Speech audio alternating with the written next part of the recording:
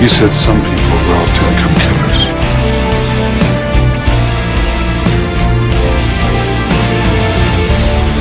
Some people grow up to catch them.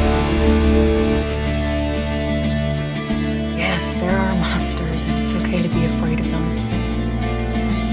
It's not okay to let them win.